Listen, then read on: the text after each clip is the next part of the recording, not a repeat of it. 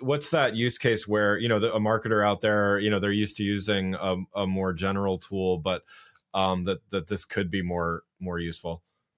Yeah, I think your mileage may vary, and I think part of it depends on how sophisticated you are with, sort of the art of prompting, I guess. Yeah.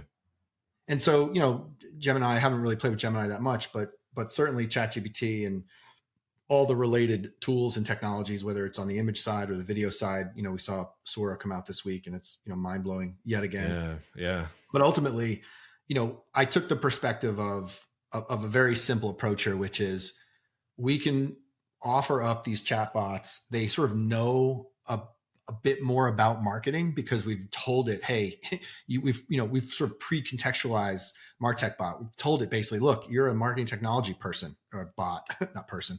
And we fed it all this information. And so there were kind of two aspects of the thinking in launching this. One is for those marketers that maybe haven't invested as much time in becoming prompt experts. They're not running local LLMs on their phones and that kind of stuff, right. The average user.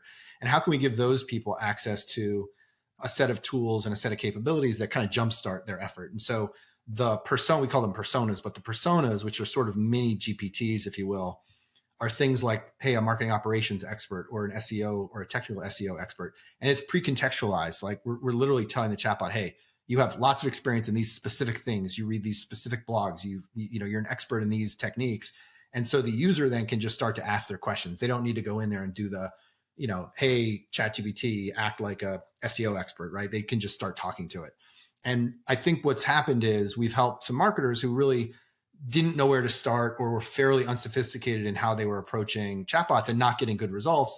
And they've been able to use MarTech bot or SearchBot to get, appropriately or representatively better results out of their queries into our platforms because we've sort of made it easy in some way. That doesn't mean that they can't take their knowledge and just go use ChatGPT.